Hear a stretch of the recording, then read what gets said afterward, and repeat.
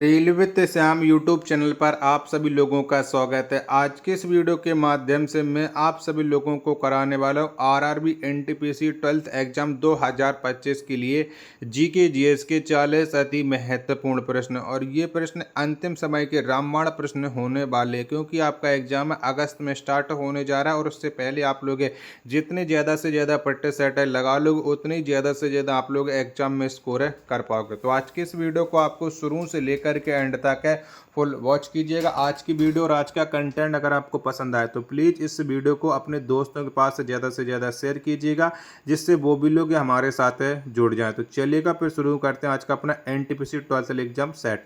तो पहला प्रश्न आ जाता है कि नींद का अध्ययन क्या कहलाता है। तो बताओ क्या कहा जाता है नींद के अध्ययन को। प्रश्न संख्या 1 का राइट आंसर क्या हो जाएगा। तो नींद के अध्ययन को आ जाता है हिप्नोलॉजी। क्या हिप्नोलॉजी कहते हैं। एक का ए ऑप्शन देने वालों का राइट आंसर हो जाएगा। प्रश्न संख्या 2 आ जाता है कि प्रथम वित्त आयोग का अध्यक्ष किसे बनाया गया था। तो बताओ कौन बने थे प्रथम वित्त आयोग के अध्यक्ष। प्रश्न संख्या 2 का राइट आंसर क्या हो जाएगा। तो केसी नियोगी को प्रथम वित्त आयोग का अध्यक्ष बनाया गया था। 2 का सी ऑप्शन देने वालों का राइट आंसर हो जाएगा। अगला प्रश्न आ जाता है प्रश्न संख्या 3 कर मत दो किनका कथन था। तो बताओ ये कथन किसके द्वारा दिया गया था। कर मत दो, इस कथन को दिया था हमारे स्वतंत्रता सेनानी सरदार पटेल ने। यानी प्रश्न संख्या 3 का सी ऑप्शन देने वालों का राइट आंसर हो जाएगा। अगला प्रश्न आ जाता है प्रश्न संख्या 4 है कि इंडियन मिलिट्री अकादमी कहाँ अवस्थित है। तो बताओ कहाँ पर स्थित है ये इंडियन मिलिट्री अकादमी। प्रश्न संख्या 4 का राइट आंसर क्या हो जाएगा। तो ये देहरादून में स्थित हो जाती है। 4 का डी ऑप्शन देने वालों का करेक्ट आंसर हो जाएगा। प्रश्न संख्या 5 है किनकी समाधि स्थल को वीर भूमि के नाम से जाना जाता है। तो बताओ किसका समाधि स्थल है वीर भूमि के नाम से जाना जाता है। 5 का राइट आंसर क्या हो जाएगा। तो ये राजीव गांधी के समाधि स्थल को वीर भूमि के नाम से जाना जाता है। 5 का डी ऑप्शन देने वालों का राइट आंसर हो जाएगा। 6वें नंबर का प्रश्न है कि चावल का प्राचीन नाम क्या था। तो बताओ इनमें से कौन सा था चावल का प्राचीन नाम। 6 का आंसर आपको देना है कि 6 का राइट आंसर क्या हो जाएगा। तो ब्रही ये चावल का प्राचीन नाम हो जाता है। 6 का डी ऑप्शन देने वालों का राइट आंसर हो जाएगा। आशा और उम्मीद करता हूँ आप सभी लोगों को ये वीडियो ज़रूर पसंद आ रही होगी। तो प्लीज़ इसे आप अपने सभी दोस्तों के पास से ज़्यादा शेयर कर दीजिएगा। 7वें नंबर का प्रश्न है कि दिल्ली पर आक्रमण करने वाला प्रथम मराठा कौन था। तो बताओ इनमें से कौन सा था। तो बाजीराव प्रथम ये दिल्ली पर आक्रमण करने वाला प्रथम मराठा था। 7 का सी ऑप्शन देने वालों का राइट आंसर हो जाएगा। अगला प्रश्न आ जाता है प्रश्न संख्या 8 है कि मौलिक अधिकार किस देश के संविधान से लिया गया है। तो बताओ कौन से देश के संविधान से मौलिक अधिकार लिए गए हैं। 8 नंबर प्रश्न का राइट आंसर क्या हो जाएगा। तो संयुक्त राज्य अमेरिका से लिया गया मौलिक अधिकार को 8 का ए ऑप्शन देने वालों का करेक्ट आंसर हो जाएगा। और 9 नंबर का प्रश्न आ जाता है कि एक गैलन कितने लीटर के बराबर होता है। तो बताओ कितने लीटर के बराबर होता है। 9 का आंसर आपको देना है। तो एक गैलन है ये 4.54 लीटर के बराबर होता है। यानी 9 नंबर प्रश्न का बी ऑप्शन देने वालों का राइट आंसर हो जाएगा। अगला प्रश्न है आपके सामने प्रश्न संख्या 10 है कि हल्दी में पीला रंग किस कारण से होता है। तो बताओ किसके वजह से हल्दी का रंग पीला होता है। 10 का राइट आंसर आपको देना है। तो कुकुरकुमिन के वजह से हल्दी का जो रंग है वो पीला होता है। 10 का डी ऑप्शन देने वालों का करेक्ट आंसर हो जाएगा। 11 नंबर का प्रश्न है कि भारत में चलने वाली पहली रेलगाड़ी का नाम क्या था। तो बताओ कौन सी हो जाती है भारत में चलने वाली पहली रेलगाड़ी। 11 का आंसर आपको देना है। तो ब्लैक ब्यूटी हो जाती है भारत में चलने वाली पहली रेलगाड़ी। 11 का ए ऑप्शन देने वालों का राइट आंसर हो जाएगा। 12 नंबर का प्रश्न है कि सबसे पहला नाभिकीय रिएक्टर किसने बनाया। तो बताओ किसके द्वारा बनाया गया था सबसे पहला नाभिकीय रिएक्टर। 12 नंबर प्रश्न का राइट आंसर क्या हो जाएगा। तो इस रिएक्टर को बनाया था एनरिको फर्मी के द्वारा। यानी 12 का ए ऑप्शन देने वालों का सभी का राइट आंसर हो जाएगा। अगला प्रश्न है प्रश्न संख्या 13 कि मानव रक्त का पीएच मान कितना होता है। तो बताओ इनमें से कितना हो जाता है मानव रक्त का पीएच मान। 13 नंबर प्रश्न का राइट आंसर क्या हो जाएगा। तो 7.4 ये मानव रक्त का पीएच मान होता है। 13 का सी ऑप्शन देने वालों का राइट आंसर आ जाएगा। अगला प्रश्न है प्रश्न संख्या 14 आ जाता है कि आसियान का मुख्यालय कहाँ है। तो बताओ इनमें से कहाँ पर स्थित हो जाता है आसियान का मुख्यालय? 14 का राइट आंसर क्या हो जाएगा? तो इंडोनेशिया की राजधानी जकार्ता में आसियान का मुख्यालय स्थित हो जाता है। 14 का ए ऑप्शन देने वालों का राइट आंसर हो जाएगा। प्रश्न संख्या 15 है आपके सामने, क्वासियोरकर रोग किसकी कमी से होता है? तो बताओ किसके वजह से ये क्वासियोरकर रोग हो जाता है? 15 का आंसर आपको देना है। तो ये जो रोग है ये प्रोटीन के वजह से हो जाता है। 15 नंबर प्रश्न का बी ऑप्शन देने वालों का सभी का राइट आंसर हो जाएगा। आशा और उम्मीद करता हूँ आप सभी लोगों को ये वीडियो ज़रूर पसंद आ रही होगी। तो प्लीज़ आप लोग इस वीडियो को अपने दोस्तों के पास से ज़्यादा शेयर कीजिएगा, जिससे वो भी लोग हमारे साथ जुड़ जाएं और उन्हें भी जो मैं आपके एग्ज़ाम को ध्यान में रखते हुए प्रश्न करा रहा हूं, जिससे वो भी लोग प्रश्नों को लगाएं और अपनी तैयारी को चेक कर पाएँ। अगला प्रश्न है प्रश्न संख्या 16 कि 14वां वित्त आयोग के अध्यक्ष कौन है? तो बताओ उनमें से कौन से व्यक्ति हो जाते हैं 14वें वित्त आयोग के अध्यक्ष है? तो इसके जो अध्यक्ष होते हैं वो होते हैं वाई रेड्डी, यानी 16 का सी ऑप्शन देने वालों का राइट आंसर हो जाएगा। प्रश्न संख्या 17 आ जाता है कि तड़क चालक का आविष्कार किसने किया था? तो बताओ किसके द्वारा ये तड़क चालक का आविष्कार किया गया था? 17 नंबर प्रश्न का राइट आंसर क्या हो जाएगा? तो बेंजामिन फ्रैंकलिन के द्वारा तड़क चालक का आविष्कार किया गया था। 17 का ए ऑप्शन देने वालों का राइट आंसर हो जाएगा। चलिएगा अगला प्रश्न है प्रश्न संख्या 18 आ जाता है, मिनामकम हवाई अड्डा कहाँ है? तो बताइए कहाँ पर हवाई अड्डा पड़ता है? 18 नंबर प्रश्न का राइट आंसर क्या हो जाएगा? 18 के चारों ऑप्शन आपकी स्क्रीन पर सो रहा है। तो मिनामकम जो हवाई अड्डा है ये चेन्नई में स्थित हो जाता है। 18 का बी ऑप्शन देने वाले सभी लोगों का राइट आंसर हो जाएगा।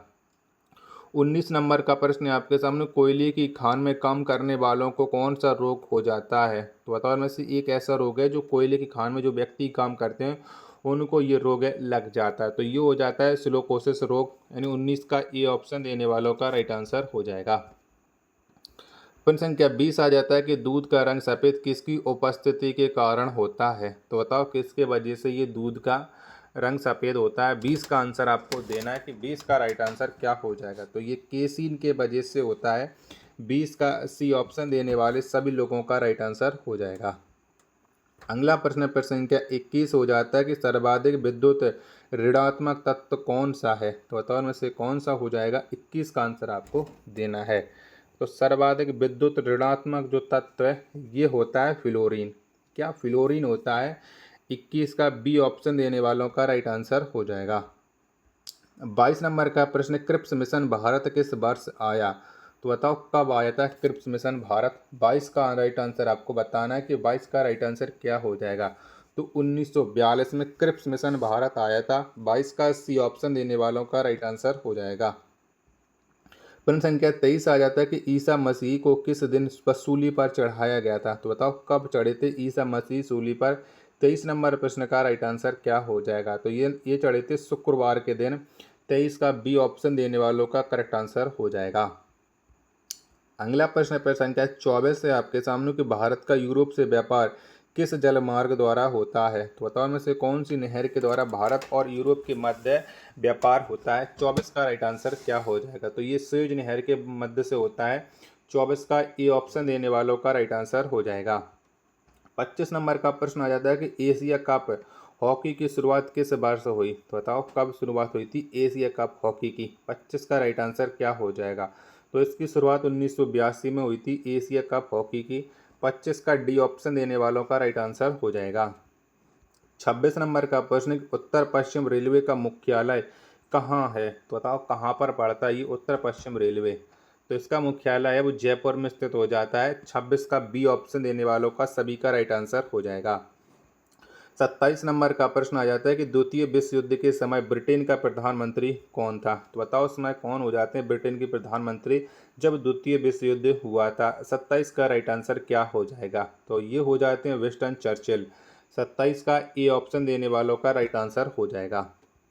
अगला प्रश्न संख्या 28 आ जाता है कि लुधियाना किस नदी के तट पर अवस्थित है? तो बताओ इनमें से कौन सी नदी के तट पर लुधियाना स्थित हो जाता है? 28 का आंसर आपको देना है। तो ये सतलज नदी के तट पर अवस्थित हो जाता है लुधियाना। 28 का राइट आंसर हो जाएगा ऑप्शन संख्या ए। नेक्स्ट प्रश्न आ जाता है प्रश्न संख्या 29 है आपके सामने, किस एनएच को सम्मिलित रूप से ग्रैंड ट्रक रोड कहा जाता है, यानी जो नेशनल हाईवे कौन सा है जिसे हम ग्रैंड ट्रक रोड के नाम से भी जानते हैं। 29 का आंसर आपको देना है। जब तक मैं आपको 29 के ऑप्शन दिखा रहा हूँ तब तक आप लोग इस वीडियो को लाइक करके चैनल को आप लोग है वो जरूर सब्सक्राइब कर लीजिएगा। प्लीज़ हमारे चैनल का ज़्यादा से ज़्यादा सपोर्ट है कीजिएगा। तो NH 1 और 2 को ग्रैंड ट्रक रोड के नाम से जानते हैं, जिसे GT रोड भी कहते हैं। 29 का ये ऑप्शन देने वालों का राइट आंसर हो जाएगा। प्रश्न संख्या 30 है आपके सामने कि हल्दी घाटी का युद्ध किस वर्ष हुआ, तो बताओ कब हुआ था हल्दी घाटी का युद्ध।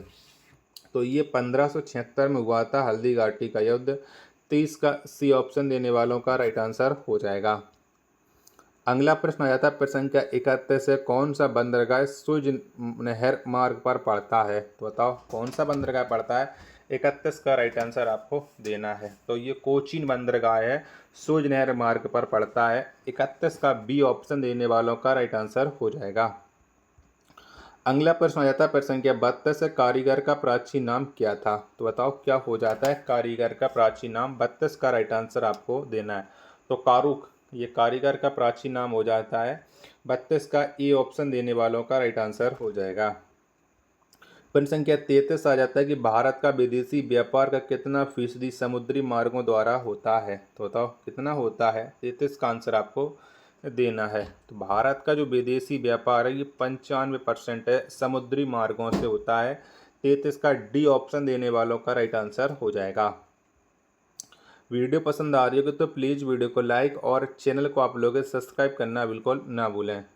अगला प्रश्न यानी 34 नंबर का है कि भारत में माप की मीट्रिक प्रणाली किस वर्ष प्रभावी हुई, तो बताओ ये कब प्रभावी हुई थी। 34 का आंसर आपको देना है। तो जो मीट्रिक प्रणाली है ये 1 अक्टूबर 1957 से प्रभावी हुई है। 34 का ए ऑप्शन देने वालों का राइट आंसर हो जाएगा। प्रश्न संख्या 35 आ जाता है कि जनगणना का महाविभाजक वर्ष किसे कहा जाता है, तो बताओ किसको कहते हैं महाविभाजक वर्ष। 35 नंबर प्रश्न का राइट आंसर क्या हो जाएगा। तो ये वर्ष 1921 तो कहा जाता है। 35 का बी ऑप्शन देने वालों का राइट आंसर हो जाएगा। प्रश्न संख्या 36 आ जाता है आपके सामने कि जौ का प्राचीन नाम क्या था, तो बताओ इनमें से क्या हो जाएगा जौ का प्राचीन नाम। 36 नंबर प्रश्न का राइट आंसर क्या हो जाएगा। तो जौ का जो प्राचीन नाम है ये अब हो जाता है। 36 का बी ऑप्शन देने वालों का राइट आंसर हो जाएगा। 37 नंबर का प्रश्न आ जाता है आपके सामने कि व्यक्तिगत सत्याग्रह आंदोलन का नेतृत्व सर्वप्रथम किसने किया, तो बताओ किसके द्वारा ये व्यक्तिगत आंदोलन का नेतृत्व किया गया था। 37 का राइट आंसर आपको देना है। तो ये नेतृत्व किया था विनोबा भावे ने, यानी 37 का सी ऑप्शन देने वालों का राइट आंसर हो जाएगा। प्रश्न संख्या 38 आ जाता है कि पहले वित्त आयोग का गठन किस वर्ष हुआ, तो बताओ कब हुआ था पहले वित्त आयोग का गठन। तो 1951 में हुआ था पहले वित्त आयोग का गठन। 38 का बी ऑप्शन देने वालों का राइट आंसर हो जाएगा। 39 नंबर का प्रश्न आ जाता है कि सी रंगराजन किस वित्त आयोग के अध्यक्ष थे, तो बताओ ये कौन से वित्त आयोग के अध्यक्ष थे। सी रंगराजन। 39 नंबर प्रश्न का राइट आंसर क्या हो जाएगा। तो इनका संबंध हो जाता है 12वें वित्त आयोग से सी रंगराजन का। 39 का सी ऑप्शन देने वालों का राइट आंसर हो जाएगा। प्रश्न संख्या 40 आ जाता है आपके सामने, खीरे में कड़वाहट किसकी उपस्थिति के कारण होता है, तो बताओ किसकी उपस्थिति की वजह से खीरा कड़वाहट पैदा करता है। 40 का राइट आंसर आपको देना है। तो ये कुकुरबिटेसिन की वजह से देता है। 40 का ए ऑप्शन देने वालों का राइट आंसर हो जाएगा। और अंतिम प्रश्न हो जाता है कि इटली का एकीकरण किस वर्ष से हुआ था, तो बताओ कब हुआ था इटली का एकीकरण। 41 का आंसर आपको देना है।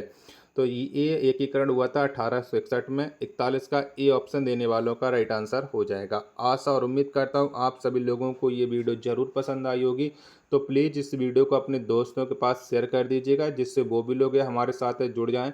मिलते पर अपने एक और नेक्स्ट वीडियो के साथ, तब तक के लिए धन्यवाद। जय हिंद, वंदे मातरम।